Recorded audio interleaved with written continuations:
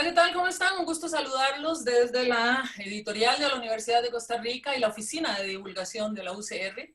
Es un gusto para nosotros conversar hoy con la destacada autora e historiadora costarricense, profesora de la Universidad de Costa Rica, ya pensionada. Fue también directora de la Escuela de Historia de la Universidad de Costa Rica, la profesora Ana María Botey Sobrado. Ana María, bienvenida a este espacio, a este conversatorio. Muchísimas gracias, María, fascinada de que les interese la historia y de que puedan comprender la importancia de conocerla para entender el presente y dar pistas hacia el futuro. Muy bien, profesora. Hablemosle un poquito a nuestros futuros lectores de su obra, de su libro, del cual vamos a hablar ahorita.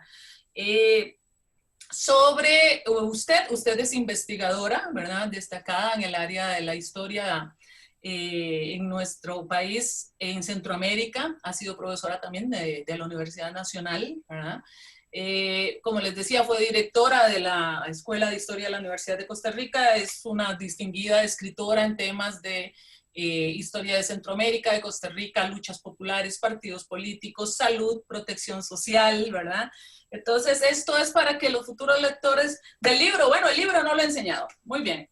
Este es la gran obra, no solo en tamaño, sino también en aportes de doña Ana María. El libro Los orígenes del estado de bienestar en Costa Rica, salud y protección social en el periodo 1850-1940. 90 años de la historia de nuestro país, del estado de bienestar analizados en esta obra de doña Ana María.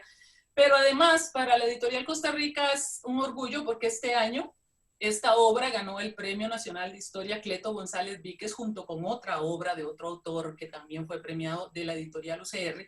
Y entonces esta obra recibió este premio y me parece a mí, doña Ana María, en un momento muy particular de la historia contemporánea de nuestro país en vista de la situación de pandemia que estamos enfrentando por el coronavirus, la COVID-19. Y me parece que entonces vino y cayó a pelos esta obra suya en este momento, pero de eso hablaremos más adelante. Muy bien, este libro, doña Ana María, antes de irlo desmenuzando, el libro usted lo conforma a través de 6 diferentes capítulos en estos 90 años de análisis que usted hace. Pero antes de iniciar en sí con la obra habla de los orígenes, cómo se dio inicio a ese estado de bienestar en Costa Rica. Pero yo quisiera, como periodista y como lectora también, que aclaráramos brevemente un poquito a qué nos referimos con estado de bienestar. Para muchos lo definen como un concepto político-económico que tiene que ver con las mejoras del bienestar general de la población, ¿verdad? Un bienestar general de la población en el cual interviene el Estado, la estructura del Estado, ¿verdad? Y que se busca con ello una mayor justicia social. Tiene temas, aristas muy particulares este concepto de estado de bienestar social, como lo que es la universalidad de la educación, la universalidad de la salud, el mejorar las condiciones socioeconómicas y la protección social de la población de un país. Y en la investigación que hice sobre este tema, diferentes autores se refieren a los pilares de este bienestar social y acogí 4 que encontré casi que en todos, de alguna manera. Ellos hablan de que este estado de bienestar tiene que asegurar, procurar, coordinar, casi que gerenciar lo que son 4 cosas: el acceso a la salud, la seguridad social, el acceso a la educación y los servicios sociales. Eso es más o menos lo que tiene que ver. Pero explicámosle a qué se refiere usted en este caso con su obra al estado de bienestar en nuestro país. Estamos hablando de un estado para el cual el acceso a esos pilares que usted señala, la educación, la salud, la seguridad social, la previsión social, son un derecho de la población. No es una gracia, no es un interés de tipo eugenésico por mejorar la población o porque las fuerzas militares sean muy saludables, sino porque la salud, la educación y todos esos otros pilares relativos a los derechos sociales se convierten en un derecho. Son un derecho. Yo hablo de los orígenes porque en realidad los derechos sociales son incorporados en la Constitución Política de Costa Rica hasta 1942 con las garantías sociales, que son las que dan garantía y obligan al Estado de velar por la madre, por el niño, por el acceso a la vivienda, por el acceso a la salud, a la educación, etc. Sin embargo, muchos de estos derechos ya venían desarrollando un largo camino. Por ejemplo, la educación. Para eso tenemos el excelente libro de Iván Molina sobre historia de la educación costarricense, que llega incluso hasta el presente. Ese libro demuestra cómo, desde época tan temprana como los primeros días de la independencia, había una voluntad de ampliar la educación a todos los sectores sociales y cómo posteriormente se amplió la educación para la mujer. Las diferencias entre campo y ciudad fueron disminuyendo poco a poco hasta llegar ahora a un sistema educativo público de enormes dimensiones que le garantiza a todos los costarricenses que tienen, y las costarricenses y los habitantes de este país que tienen aptitudes para la educación superior, llegar hasta los más altos niveles. Entonces, lo mismo es con la salud. La salud no la podemos ver únicamente con la creación de la Caja Costarricense del Seguro Social, que es el punto al cual llega mi investigación, sino que, como todo en la historia, es fundamental el análisis del tiempo largo. La historia se interesa más por los procesos que por los hechos. Y lo que aquí estudiamos es un proceso, como otros procesos. El viernes estuvimos celebrando la democracia en Costa Rica. Bueno, eso también no fue un día, es un proceso que comienza desde la independencia. Igual con la salud, igual con la protección social.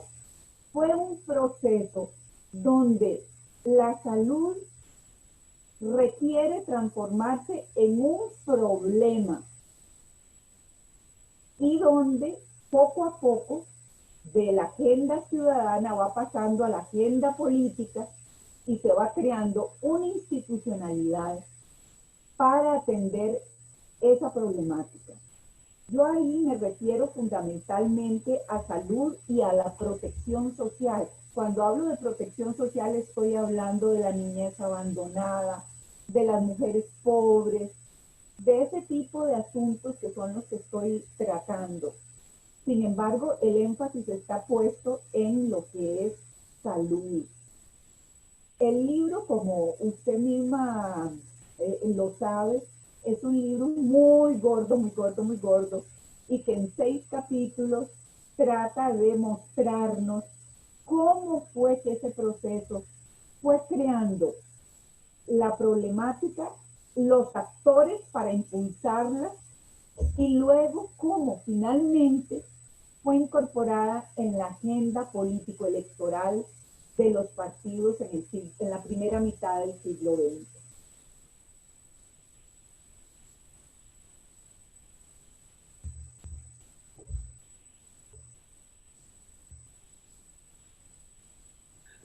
Perdón, a todos nos pasa en este mundo virtual en el que estamos desde hace 8 meses, hasta los periodistas se nos olvida poner nuevamente a funcionar el micrófono. Muy bien, profesora, ya usted nos ha hecho entonces una buena semblanza de lo que usted incorpora en este libro. A mí me sigue llamando muchísimo la atención, son el análisis de un proceso de 90 años, ¿verdad? Es que yo me pongo a pensar, bueno, ¿qué trabajo tiene que haber detrás de un análisis de 90 años de diferentes procesos para poder conformar una obra magistral como es esta? Y precisamente entonces, usted hablaba hace un momentito cuando hablábamos de ese concepto de estado de bienestar, que usted trata de explicar entonces este proceso, ¿verdad? En relación con la salud y la protección social, a través de, y me parece a mí una manera muy acertada, muy ordenada, de 6 capítulos, para poder ir uno hilando, ir haciendo las debidas relaciones entre las cosas que usted va exponiendo y analizando en cada uno de los 6 capítulos.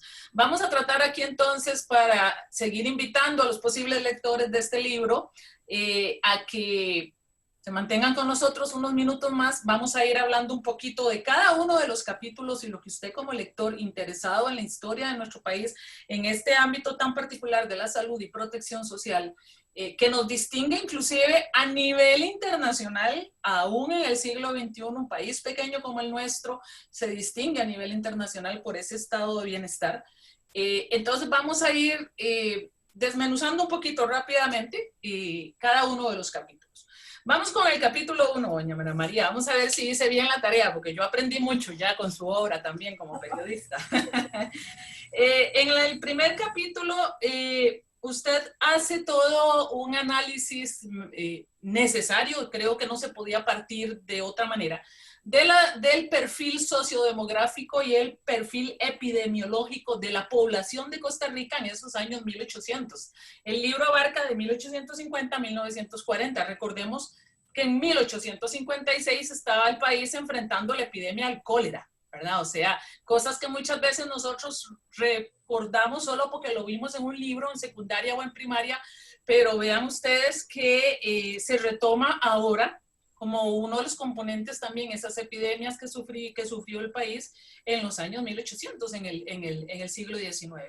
Entonces, mi pregunta es, doña Ana María, primero, ¿por qué este periodo de 90 años, 1850 a 1940? Y segundo, dentro de este mismo capítulo, ¿por qué era importante analizar esos aspectos socioeconómicos, sociodemográficos y epidemiológicos de una población que en ese momento inclusive era bastante pequeña? Bueno, en primer lugar, habría que dejar claro que cuando Costa Rica inicia su vida independiente, no tiene un solo médico, un farmacéutico, una partera profesional, absolutamente nada relacionado con la salud en términos modernos. Que todo lo que era la atención en salud dependía fundamentalmente de parteras, de las mujeres, de los herbolarios, de los curanderos, de muy diferentes orientaciones.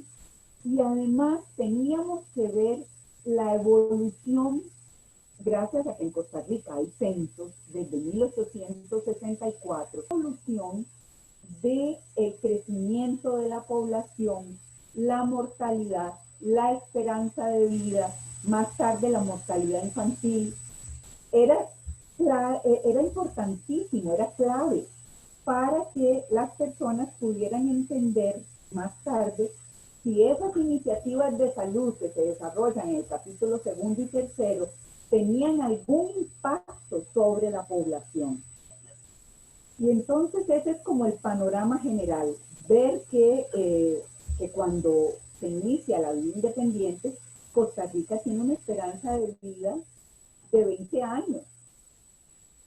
Eso es lo que un niño que nacía en 1830 tenía de esperanza de vida, 20 años, 23 años, y cómo esa esperanza de vida fue aumentando hasta llegar a lo que tenemos hoy. Sin embargo, yo quedo en 1940. Entonces, ahí se va viendo el detalle de estas características. Lo mismo que saber, comprender que el grueso de los que morían eran los niños. Era el grueso de la mortalidad. Hoy todo eso ha desaparecido. O que la gente moría de enfermedades infecciosas, que son las enfermedades típicas de un país pobre. Y esas enfermedades infecciosas todas eran de origen zoonótico, igual que hoy el COVID-19, de origen zoonótico. Y habían aparecido en América con la presencia de los españoles. Entonces, era importantísimo hacer ese recorrido, ir conociendo cómo las actividades económicas que se fueron desarrollando en las diferentes regiones favorecían o impedían cuadros graves de la población. Por ejemplo, en las zonas bananeras, las enfermedades infecciosas eran abrumadoras y la esperanza de vida muy corta para las personas, la calidad de esa vida también muy limitada, o en las zonas mineras con las enfermedades típicas del minero, o en el Valle Central, en fin, ver algunas de estas particularidades es el esfuerzo de ese capítulo. Además, todas las epidemias que se registraron en los documentos oficiales fueron analizadas ahí, que son frecuentes. Hoy nos parece historia no conocida de este país, pero desde la llegada de los españoles, las epidemias de viruela, sarampión, varicela, paperas, eran una constante y no venían solas, sino que una venía detrás de la otra. Entonces, podemos notar que Costa Rica ha dado cambios gigantescos, porque esta situación sigue todavía presentándose en algunos países. Ajá. Entonces, ¿por qué aquí nunca se repitió una epidemia de cólera? ¿Por qué nunca hubo una epidemia de fiebre neumónica? ¿Por qué? ¿Por qué las epidemias, primero de origen zoonótico, después tendieron a ser epidemias generalmente vinculadas a problemas con infraestructura sanitaria? Porque el cólera es una epidemia de mal manejo de aguas negras, o la difteria, o la tuberculosis que se hizo muy importante en el siglo XX, también tenía que ver con condiciones de vivienda no aptas. Muy bien, doña María, entonces creo que le queda claro a nuestros posibles lectores. Yo les sigo haciendo aquí la propaganda al libro para que lo vean. El por qué era claro por qué es claro que tenía que iniciarse el libro con conocer esas condiciones sociodemográficas y ese perfil epidemiológico de la población en los años de 1850 en adelante. Para los que se quedaron tal vez con la duda, cuando se dice que una enfermedad es de origen zoonótico, que es lo que está pasando, por ejemplo, ahora con la pandemia mundial por el coronavirus, por el SARS-CoV-2, tiene que ver con esa relación del ser humano con los animales silvestres. De ahí es donde viene esa relación zoonótica, para aquellos que tal vez les quedó la duda, porque yo hice en el informativo desde la U algunas notas al respecto con la Escuela de Biología y por eso lo sé. No crean que es que sé demasiado, sino que lo aprendí aquí en mi carrera. El segundo capítulo, profesora, de 1850 a 1895. Empezamos a hablar en este segundo capítulo ya de lo que es una cuestión un poco más política, más ideológica, y es que empezamos a hablar de la ideología liberal que se empieza a desarrollar en el país y las transformaciones que eso trae. Para cuando la ideología liberal aparece y empieza a desarrollarse en nuestro país todavía, no se consideraba los derechos a la salud, esos que eran tan necesarios, esa organización que era tan necesaria, no se consideraba una tarea parte del Estado. Muchos de los políticos de ese entonces, en su segundo capítulo usted lo menciona, y de las organizaciones del Estado, lo veían, y me suena un poco como algunas voces actuales, como un gasto de recursos que el Estado necesita para otras cosas, ¿verdad? Pero bueno, lo veían como que sí, lo de la salud, por decirlo ahorita, por la salud pública era una cuestión muy mía, muy personal, muy de preceptos morales individuales, pero no de un precepto colectivo que nos llamara a todos a una participación y a una responsabilidad. Para ese entonces, bueno, la despoblación, ¿verdad? Esa usted lo dijo, la expectativa de vida era bajísima para la población nuestra Y obviamente al haber una despoblación, que es un término que usted utiliza en su libro, hay también menos cantidad de personas para la actividad productiva del país. Era la época del auge cafetalero, de todos el desarrollo bananero y de este tipo de monocultivos en nuestro país. Y eso de alguna manera como que puso a pensar a los empresarios, digamos, a los productores, a ese grupo oligárquico del momento de la historia, ¿verdad? Y empezó entonces a darse la incursión en los mensajes presidenciales de la época, ya un poco hablando de esta cuestión, pero no como término de salud, sino como término de higiene, la higiene pública, ¿verdad? Hablemos de este segundo capítulo, y en este segundo capítulo destaca algo muy importante, que es la reforma educativa en nuestro país en 1885, cuando inclusive se habla de la obligatoriedad y gratuidad de la educación primaria. Y eso marca un hito en nuestra historia porque le permite a la población educarse, obtener conocimientos, entender mejor su entorno entonces de lo que pasaba. Y los capítulos 2 y 3 tienen la lógica de mostrar los conceptos que se manejaban en la época sobre la salud, el modelo bajo el cual se emprendieron iniciativas en salud y además cuáles fueron esas iniciativas en el campo médico, en el campo de los hospitales, en el campo de las cañerías, etc. Entonces vemos que en el primer gran periodo, que es 1850-1895, lo que está en boga es el concepto de higiene pública y privada. ¿Por qué? ¿De dónde viene esto? Este es un concepto que surge de los científicos ingleses y franceses y que va a separar a los médicos de la época de los curanderos. ¿Por qué? Porque el curandero no le presta ninguna atención a la higiene. ¿Qué es la higiene? La limpieza de los sitios públicos, de las aguas, la limpieza del procesamiento de alimentos, distribución de los alimentos. La higiene privada es el baño diario, la limpieza de las casas, etc. ¿Y por qué esto? Porque se consideraba que la enfermedad tenía su origen en los miasmas, que eran partículas que se originaban en los suelos infectados.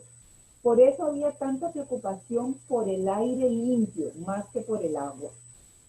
Entonces, esto deviene de las preocupaciones y de los conceptos alrededor de la enfermedad. Sin embargo, hay que decir que en ese periodo, y es algo que todavía algunos sectores manejan, la religión tenía otra idea de la enfermedad. La religión decía que la enfermedad era producto del pecado y por eso cualquier minuto de placer era posteriormente el origen de una enfermedad y la gente sufría mucho con esto. Pero doña Ana María, quisiera, espérese, vamos a hacer una cosa porque se me vino a la mente y si no se me olvida y ya seguimos con su explicación. Hubo una cosa que me llamó montones la atención en su libro, ahora que usted habla del concepto de enfermedad que podía tenerse desde diferentes grupos de la sociedad, ¿verdad?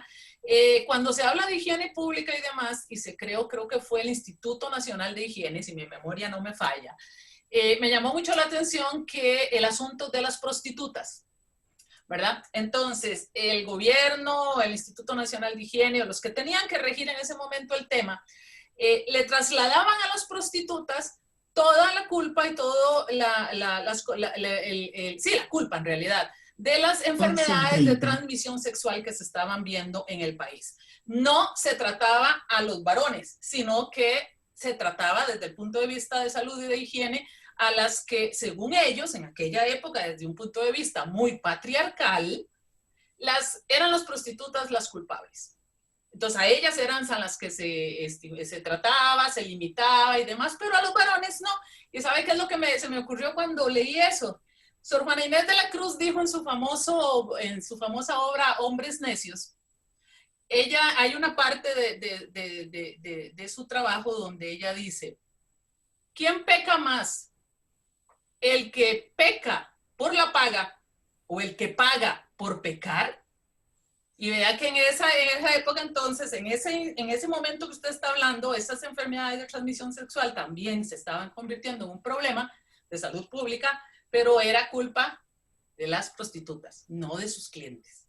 Eso era ahí un paréntesis. Continuemos. No, excelente. El tema de higiene y los reglamentos de higiene muy a menudo tenían que ver con el control de las enfermedades venéreas. Y como usted muy bien lo dice, y lo trabaja muy bien Juan José Marín en un libro sobre la prostitución se le atribuía a las mujeres. Eran las prostitutas públicas o encubiertas, como se llamaba, Ajá. y había una serie de reglamentos que las obligaban a hacerse exámenes médicos, a someterse a unos tratamientos espantosos con mercurio, porque en esa época no se conocían los antibióticos.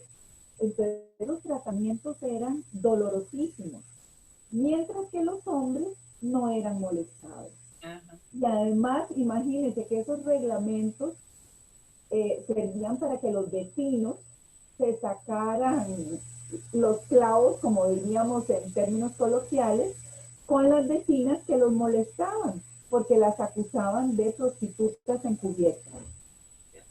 Y eso hacía que se cometieran cantidad de injusticias mientras se lograba averiguar si era cierto o no la denuncia del vecino. Porque estas comunidades vecinales eran poderosísimas, poderosísimas en todo sentido. Bueno, ahora siguiendo con el tema, entonces vea la importancia de la higiene como concepto. Ahora, ¿por qué 1895 el límite?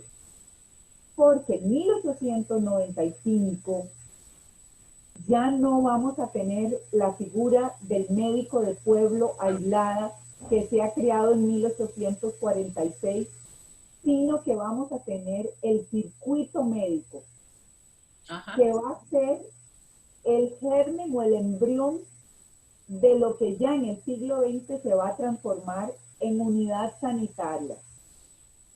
O también porque en 1895 el Hospital San Juan de Dios ha tenido un proceso de modernización muy importante, emprendido por una élite médica, entre las que destaca como un promotor de esto el doctor Carlos Durán. O también porque en 1895 ya la comunidad médica no va a estar organizada en un protomedicato, sino que es una figura colonial, que a Costa Rica llega tarde, sino que en una facultad de medicina, que en realidad no era una facultad para formar médicos, sino una especie de colegio médico y un brazo administrativo del Estado, porque estos médicos van a ser fundamentales, los de la Facultad de Medicina, para orientar al Estado en las tareas de salud previo a la creación de la Subsecretaría de Higiene en 1922 y de la Secretaría de Salubridad Pública de 1927. Usted, doña Ana María, ahí al hablarnos de esto, estamos ya prácticamente dentro del capítulo 3, donde usted habla de cómo se da el paso del modelo de higiene pública al modelo salubrista. Y ese Correcto. modelo de salud, ese cambio de concepto de forma de asumir y de atender el tema de la salud, empieza a dar esa organización que se necesitaba. Pasamos del médico, digamos, o el curandero de pueblo, a que ya haya una comunidad, como diríamos ahora en el siglo XXI, una red de personas que ya se fueron a preparar, gran parte de ellas al extranjero, que fue parte también del desarrollo que nosotros logramos tener al mandar a muchas de nuestras personas al extranjero a prepararse y luego que regresaran al país. Y en este tercer capítulo usted también habla, bueno, está hablando usted ahorita de esa famosa facultad de medicina, digamos, pero también aparecen las escuelas de obstetricia y la escuela de enfermería y la casa de la maternidad. Y se va dando también un mejor trabajo en cuanto al agua potable y las cañerías y acueductos. Vea cómo todo se va uniendo con el paso del tiempo. En este tercer capítulo, ¿qué tan importante entonces es, qué tan trascendental que se vaya dando esta organización médica? ¿Verdad? Porque inclusive aparece la revista Gaceta Médica, creo que se llamaba, que estuvo publicada durante 21 años y que va dando esa estructura, ese ligamen, esa red a todos estos especialistas de la salud que necesitaban darle esa estructura al país. La comunidad médica se va a ir transformando cada vez más y va a utilizar los centros hospitalarios para la investigación clínica. Y eso es lo que vamos a ver en las revistas médicas. Mucha investigación clínica que se hace utilizando el hospital.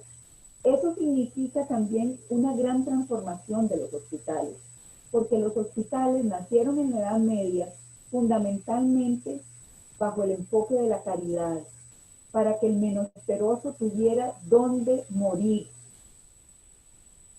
Sin embargo, esa élite médica va a contribuir a que el hospital deje de ser eso y se convierta en una institución científica. Y por eso es que los laboratorios de San Juan de Dios van a ser cruciales para las investigaciones de don Clodomiro Picado y para una élite médica que va a dar grandes aportes no solo a la medicina, sino también a la agricultura, al beneficiado de café, al mejoramiento de las aguas, etcétera, etcétera. Entonces vean que cómo la ciencia va ganando espacios. Y esto tiene que ver también con la transformación de los criterios sobre el origen de las enfermedades, el desarrollo de la microbiología, del microscopio a fines del siglo XIX, nos va a enfrentar a otras concepciones sobre el origen de las enfermedades. Ya no van a ser los miasmas, sino que va a haber un agente causal. Eso puede ser una bacteria, puede ser un virus, puede ser un moho, en fin, un conjunto de otras... Hay explicaciones científicas. De explicaciones científicas. Un hongo. Y eso va a permitir que se abandone un poco las concepciones higienistas y se ponga mucha atención en la investigación clínica utilizando la tecnología más moderna. Y eso es lo que se va haciendo. Además, es importantísimo ver ese enfoque salubrista en el que colaboran no solo los médicos que han ido a estudiar a Europa, como don Solón Núñez, que va a ser un gran salubrista, sino también la Fundación Rockefeller, que llega a Costa Rica en 1915. La fundación tiene su agenda. La fundación quiere que estos países se preocupen de la salud para que esas enfermedades no lleguen a Estados Unidos. Porque realmente ellos habían hecho un esfuerzo muy grande por higienizar el sur de los Estados Unidos. Sin embargo, en Costa Rica, los políticos de la época hacen esfuerzos junto a la fundación para apoyarse en sus propias políticas. La fundación da recursos, pero ellos están muy orientados también a crear un aparato centralizado de salud, a que la salud se institucionalice, no con los propósitos de la fundación, sino con los propósitos del bienestar.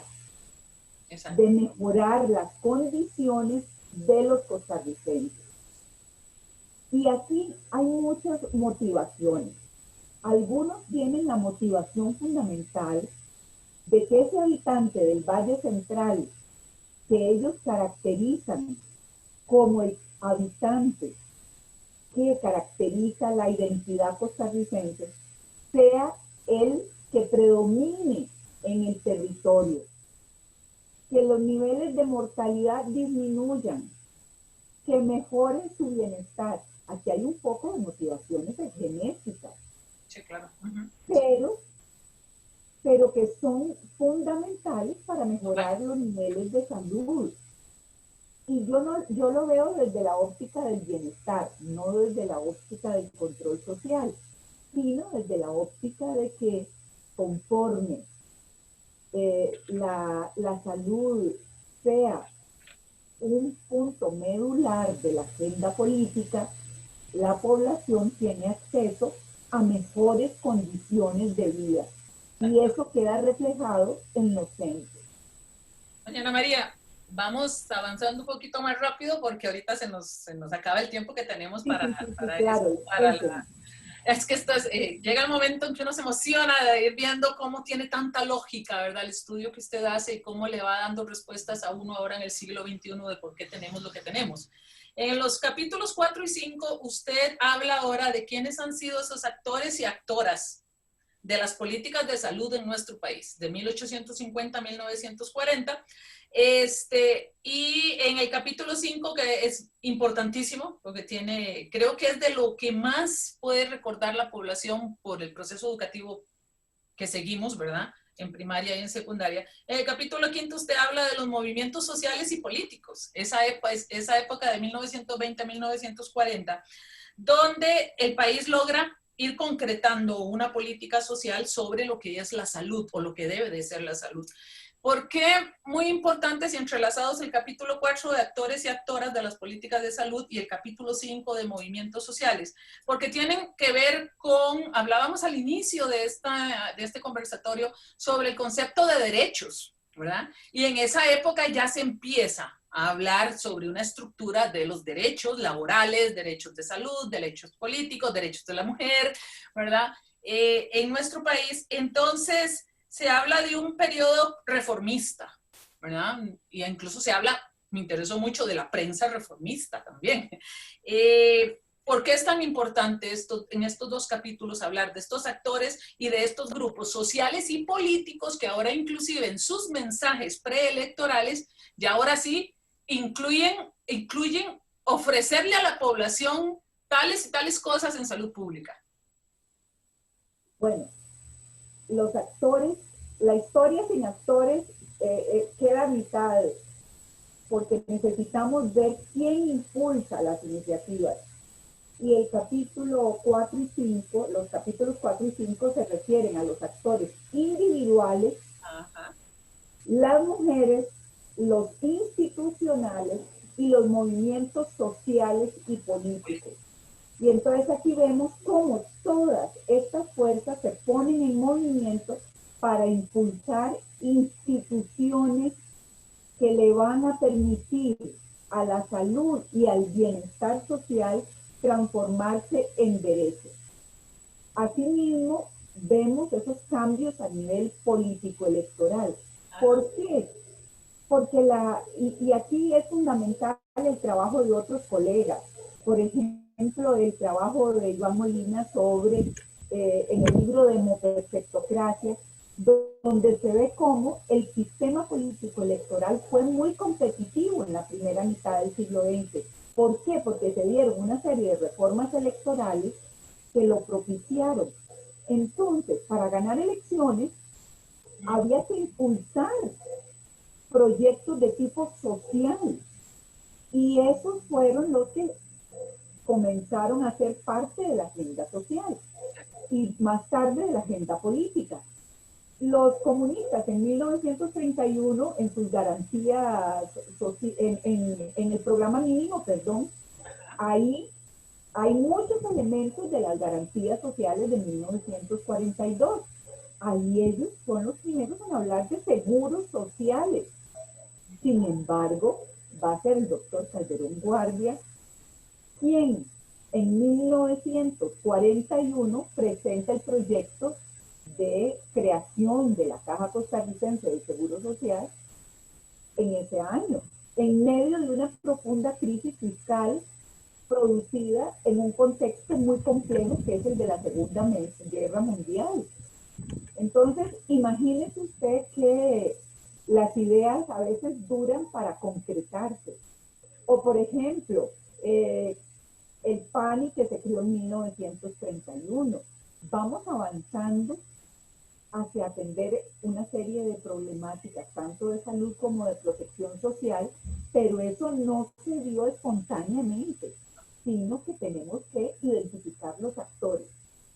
El capítulo 6, doña Ana María, me interesa muchísimo, usted habla, ahí lo sitúa entre 1920, 30 y 40, en cuanto a, ahora sí, específicamente a la dinámica electoral. Esa dinámica electoral que nos llevó de alguna manera también poco a poco a lo que fueron las garantías sociales en 1940 y bueno, de ahí hablamos de la creación de la Caja del Seguro Social, la creación de la Universidad de Costa Rica, bueno, una serie de cosas que sí, que tuvieron ese proceso en décadas anteriores, sobre todo en esta etapa donde aparece el Partido Reformista, el Partido Comunista y se empieza a hablar de derechos laborales, de derechos de salud y otra serie de cosas como parte de la agenda temática de los que querían acceder al poder en nuestro país. Este último capítulo suyo, me gustaría ver cómo lo relacionamos con lo que estamos viviendo en este momento. ¿Por qué? ¿Qué hubiera pasado en Costa Rica año 2020, la pandemia del coronavirus, ¿verdad? Si no se hubiese dado este proceso que usted desarrolla muy metódicamente en su libro en estos 6 capítulos. Esta dinámica electoral con el que usted cierra el capítulo 6 que da lugar a toda esa reforma ya social de una manera, digamos que oficial, es decir, no es que se le ocurrió a alguien y después lo quitamos. ¿Cómo relacionar su último capítulo con lo que estamos viviendo ahorita? Bueno, en primer lugar, no tendríamos una caja costarricense del Seguro Social fundamentada en los principios de universalidad, solidaridad, como existe hoy, y la pandemia no se hubiera podido atender como se ha atendido. Ajá. Porque aquí nadie ha muerto por falta de atención. Siempre que han recurrido, sean o no sean asegurados, a los servicios de la caja han tenido atención de primer mundo, con la mejor tecnología. Incluso ya la caja ha hecho la provisión de recursos y el gobierno para la compra de las vacunas. Entonces, aquí esto sin caja no hubiera sido posible. Segunda cosa, ¿cómo esa idea de crear un instituto para las aguas era fundamental que dejaran de pertenecer a las municipalidades? Porque las municipalidades no tenían los recursos para llevar agua higiénica, potable a las casas. Bueno, esa idea la comenzó don Cleto González Víquez en la década del 20 y en Costa Rica se consolida en la década de 1960. O la Universidad de Costa Rica. ¿Quién ha preparado el personal médico? Hoy Costa Rica le cuesta horrores a los costarricenses conseguir una beca para ir a estudiar medicina. ¿Por qué? Porque en Costa Rica se puede estudiar medicina a altísimos niveles de calidad en la Universidad de Costa Rica. Y hay un conjunto de especialidades que también la Universidad de Costa Rica brinda. Y tenemos institutos de investigación que han dado una colaboración fundamental en esta pandemia, como el Instituto Clodomiro Picado o como los institutos de la Facultad de Farmacia. Si no hubiéramos tenido esa poderosa reforma social de la década del 40, en la que esos actores que yo analizo en el capítulo 5 son fundamentales, no tendríamos la Costa Rica de hoy. No tendríamos la Costa Rica de hoy, de toda la institucionalidad que se requiere para atender la pandemia que estamos viviendo. Que algunos no tienen la dimensión de lo que esto significa, no solo a nivel de Costa Rica, sino del mundo entero. Profesora, yo quería enseñarle antes de terminar al público que nos está siguiendo e invitarlos a que ustedes van a encontrar en la obra de la profesora Botey una serie de anexos muy interesantes, de documentos históricos, de registros que conforman una buena parte de este libro, ¿verdad? Yo estuve viendo algunos, cada vez que uno ve documentos de un pasado lejano, al menos uno en ciencias sociales, trata de encontrar algo particular, algo que lo haga especial, y me encontré una serie de registros, ¿verdad?, sobre cuestiones de nacimientos, de mortalidad y demás, que uno se queda con la boca abierta, ¿verdad?, y decir, mira, cómo eran las cosas en ese momento, y de verdad se llevaban registros, a veces bastante simples, a veces también muy elaborados para la época, ¿verdad? Entonces, para los investigadores que en ciencias sociales, en temas de la salud, les digo que esta obra de doña Ana María presenta una serie de anexos, de archivos y demás que les pueden ser de gran utilidad. Para terminar, doña Ana María, porque se me había olvidado preguntárselo. Ok, ya le hicimos la radiografía a su obra. Yo creo que ya convencimos a la gente de que consigan el libro, que lo lean, que Vale no la se pena asusten leerlo. por su tamaño, para nada, no es una lectura pesada ni demás. Es muy interesante cómo se van hilando los hilos precisamente de todo este estado de bienestar de nuestro país en el área de salud y protección social. Quería preguntarle, porque se me olvidó al inicio, ¿podría darnos rápidamente cuál fue la metodología que usted siguió para poder hacer esto? Porque yo creo que a la gente le interesa saber, bueno, ¿y de dónde sacó la información? ¿Se la sacó de la manga? ¿Se lo contaron? Bueno, como historiadora y historiadora formada en la Universidad de Costa Rica, lo fundamental son las fuentes históricas. Bueno, yo me guié por un enfoque social de la salud pública, que está centrado en actores sociales. Pero como fuente, Costa Rica tiene una riqueza de fuentes, producto de que instituciones culturales que han resguardado nuestras fuentes son tan importantes, como el Archivo Nacional, por ejemplo. En el Archivo Nacional, el Fondo Gobernación, el Fondo Salud, el Fondo Educación, el Fondo Relaciones Exteriores, el Fondo Congreso. Ahí tuve un apoyo enorme. O en la Facultad de Derecho, en su biblioteca, las funcionarias fueron extremadamente amables con todo lo que eran las leyes, la colección de leyes y decretos, que es ampliamente utilizada.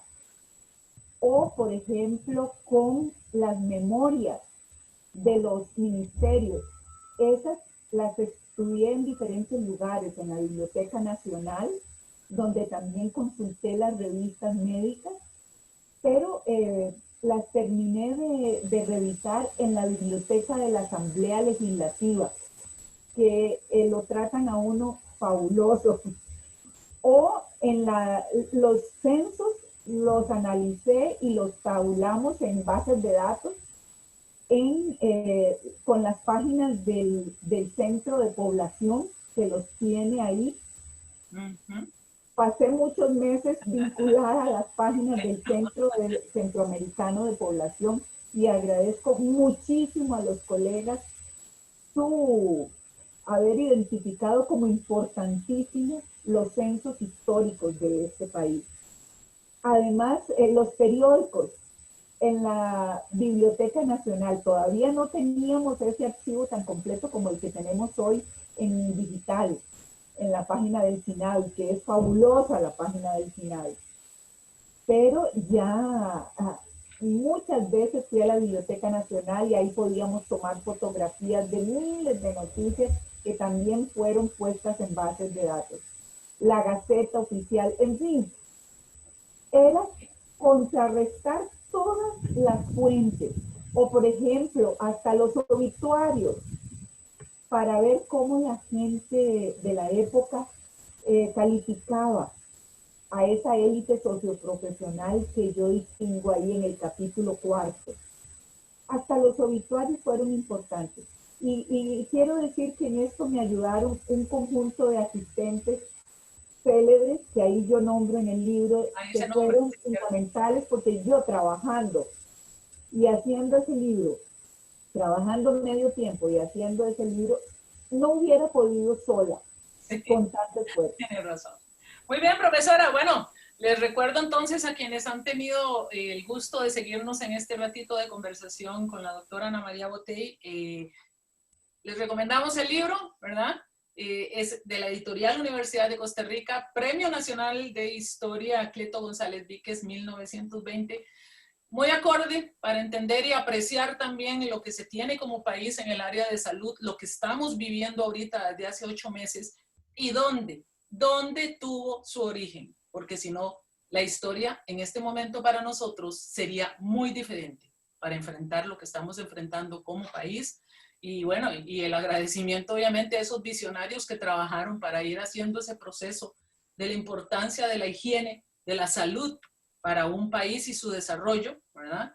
Y el contar con instituciones de educación, con instituciones de investigación que puedan de verdad darle un sustento a una sociedad para poder enfrentar situaciones de pandemia, situaciones tan difíciles como las que estamos enfrentando ahora. Doña Ana María, felicitarla por este Premio Nacional de Historia y como le decía al inicio de esta conversación entre usted y yo, creo que su obra cayó a pelos en este momento histórico tan difícil que estamos viviendo en nuestro país. Felicitarla, yo sé que para la editorial Universidad de Costa Rica es un orgullo contar con su obra y con este premio que usted ha logrado y un premio a ese trabajo tan duro que usted nos acaba de contar en estos últimos minutos. Para la Oficina de Divulgación de la Universidad de Costa Rica ha sido un placer en verdad apoyar a la editorial con este conversatorio. Mi nombre es María Peña, soy periodista de la Oficina de Divulgación también y periodista del informativo desde la U en Canal UCR y ha sido un gusto de verdad conversar con usted, doña Ana María, y poder colaborar para motivar a la gente a que conozca, que se inmiscuya, que se relacione con su obra. Doña María, Ana María, muchísimas gracias. Unas últimas palabras para cerrar este conversatorio. Muchas gracias a todos, muy amables. Muy bien, nos vemos en una próxima producción de la editorial Universidad de Costa Rica junto con la Oficina de Divulgación de la UCR. Muchísimas gracias a todos por este ratito y esperamos que les haya sido en verdad de gran utilidad y que les genere más conocimiento, que eso es la tarea de una universidad como la Universidad de Costa Rica. Hasta pronto, nos vemos en la próxima. Hasta luego, doña Ana María. Hasta luego. Gracias.